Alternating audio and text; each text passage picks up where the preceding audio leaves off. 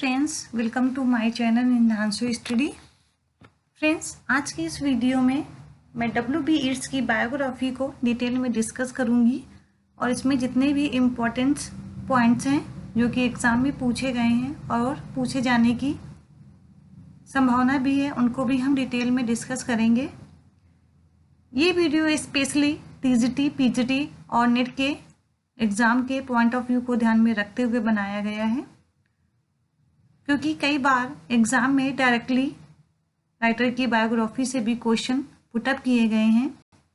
इसलिए ये वीडियो आपके लिए बहुत ही यूज़फुल और हेल्पफुल भी रहेगा।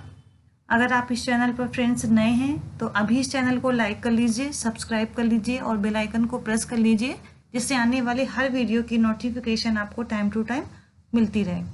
तो आइए फ्रेंड्स, स्टार्ट करते हैं आज का वीडियो। W.B. येट्स का जो फुल नेम था विलियम बटलर येट्स था। ये एक आयरिश ड्रामेटिस्ट थे और पोएट थे।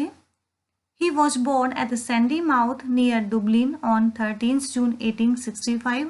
अगर हम इनके बर्थ प्लेस की बात करें तो सैंडी माउथ में इनका जन्म हुआ था, जो कि दुबलिन में है, और जो ईयर था वो 1865 माना जाता है। He was the eldest son of John Butler Yeats, a Dublin painter. इनके फादर का जो नेम था वो जॉन बटलर ईट्स, जो कि एक दुबलिन के बहुत ही फेमस पेंटर थे। His mother's name was Suzanne. She came of a well-off Irish family called Pollexfens, who lived at Sligo, a country in the west of Ireland. जो इनकी माँ का नाम था वो सुजैन था, जो कि एक बहुत ही फेमस आयरिश फैमिली से बिलोंग करती थी, जिसको पोलेक्सफेंस के नाम से भी जाना जाता है, जो कि स्लिगो नामक स्थान पर सिचुएटेड थी और ये स्लिगो आयरलैंड में ही सिचुएटेड है।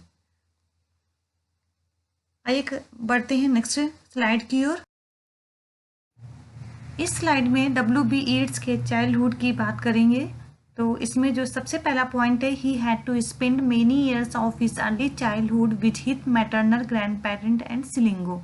इनका जो बचपन था वो उनके नाना नानी के यहाँ स्लिगो में व्यतीत हुआ। For as soon as his father took to painting he went to London and joined Hartersgate art school London. जो इनके फादर थे, जो एक पेंटर थे और बहुत ही अच्छी पेंटिंग करते थे, उस पर्पज से इनके फादर को लंदन जाना पड़ा और उन्हें वहीं पर हार्टर्ड स्कूल, जो कि लंदन में ही सिचुएटेड है, वहाँ पर उन्होंने ज्वाइन किया। Later he shifted his family from Dublin to London and vice versa several times.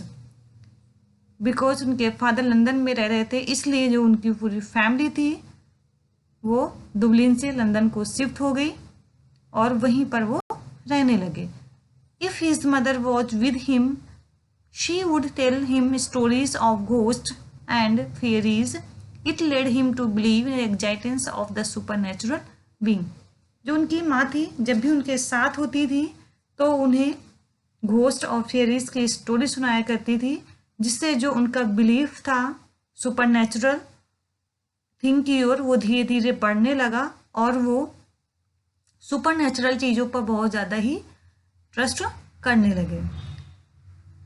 अब आइए देखते हैं नेक्स्ट स्लाइड। फ्रेंड्स, इस स्लाइड में W.B. येट्स की एजुकेशन के बारे में डिस्कस करेंगे। In 1875, at the age of 10, he was admitted to Godolphin School, Hammersmith, England. He was weak in mathematics. He was lanky and also unhandsome. So his schoolmates would laugh at him and call him a black Indian. जब वो 10 साल के थे तो उन्हें गोडोल्फिन school हैमर्सस्मिथ, जो कि England में सिचुएटेड है, वहाँ पर उन्होंने एडमिशन लिया। स्कूल में एडमिशन लेने पर वो मैथ्स में बहुत ज़्यादा वीक थे, इसलिए उनका जो पढ़ाई के प्रति जो इंटरेस्ट था वो बहुत ही कम था। अगर हम उनके फिजिकल अपीयरेंस की बात करें तो उनका जो फिजिकल अपीयरेंस था वो बहुत ही लैंकी और अनहैंडसम थे। लैंकी का मतलब होता है कि बहुत ही दुबले पतले थे, इसलिए जब वो स्लिगो में रहते थे तो उनके वहाँ पर जो फ्रेंड्स थे उनका मजाक उड़ाया करते थे और स्कूल जो उनके में स्कूल मेट्स थे, जो उनके फ्रेंड्स थे स्कूल के, वो भी उन पर मजाक किया करते थे और उन्हें ब्लैक इंडियन बुलाते थे। His father called him Willie and Willie developed love for his poetry. उनके जो फादर थे उन्हें विली बुलाते थे और विली वर्ड उनके अकॉर्डिंग उनकी जो पोएट्री के प्रति जो एक लव था वो डेवलप कर रहा था। In 1880 his father took his family back to Ireland and in 1881 admitted Willie to Erasmus Smith School, Dublin. There he studies Shakespeare, Scott, Shelley and Macaulay.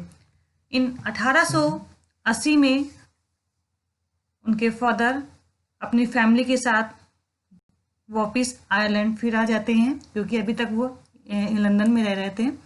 तो वापस आयरलैंड आते हैं और 1881 में उनका जो एडमिशन होता है WB ईट्स का, वो इरास्मस स्मिथ स्कूल जो कि दुबलिन में है, वहाँ पर उनका एडमिशन हो जाता है। वहाँ पर वो विलियम शेक्सपियर, स्कॉट, PB शैली और मैकॉले के जो वर्क्स थे, उनकी जो बुक्स थी, पोएम्स थी, उनका वहाँ पर वो स्टडी करते थे।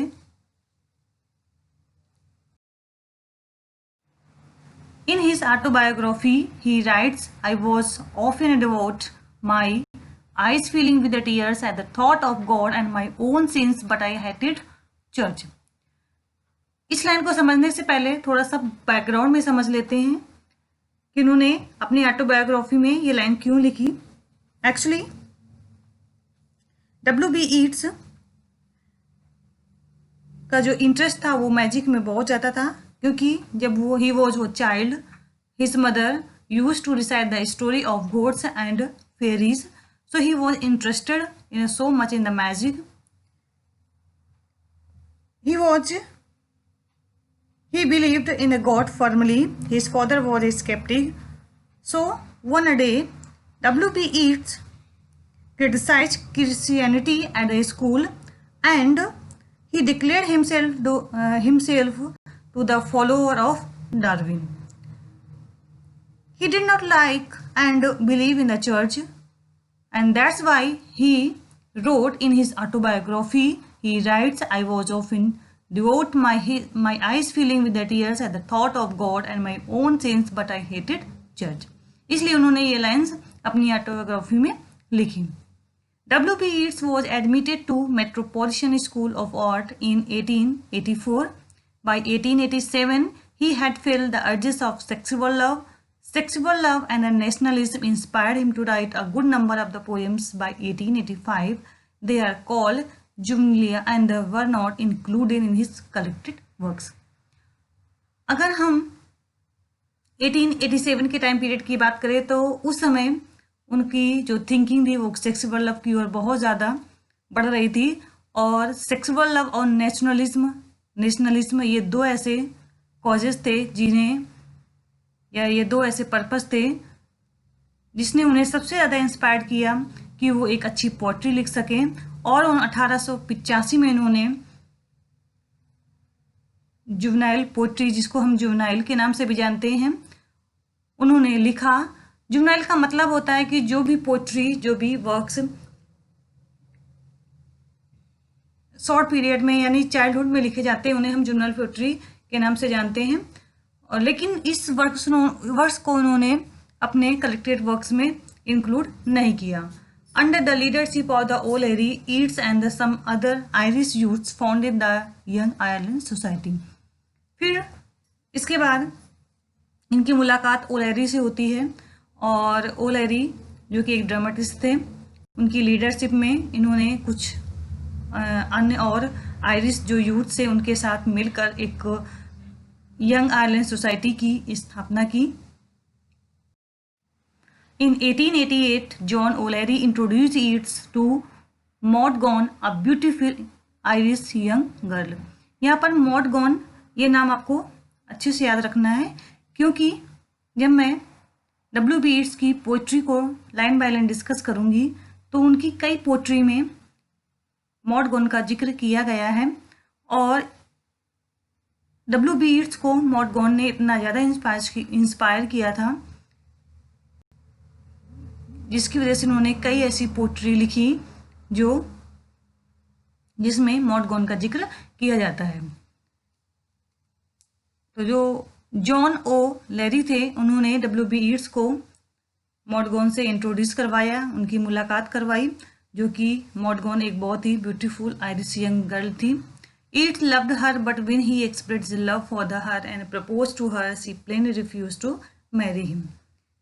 जब उनकी मुलाकात हुई तो कुछ समय स्पेंड करने के बाद ईट्स उनसे लव करने लगे और उन्होंने अपना जो लव था उनके सामने एक्सप्रेस भी किया, प्रपोज भी किया, but she does not like his proposal. उनके प्रपोजल को एक्सेप्ट नहीं किया और उन्होंने रिफ्यूज़ कर दिया उनसे मैरी करने के लिए, जिसकी वजह से WB ईट्स बहुत ज़्यादा सैड हो जाते हैं और उनकी सैडनेस को दूर करने के लिए जो उनके फ्रेंड्स होते हैं कई बार उनका माइंड डाइवर्ट करते हैं, उन्हें अच्छे प्लेसेस मिले जाते हैं जिससे कि उनका जो माइंड है थोड़ा सा डाइवर्ट हो सके। नेक्स्ट पॉइंट है his first poetic volume the wandering of the ocean and the other poems has been published in 1889 with the Ernest Rhys he has already founded the Rhymers club in 1891।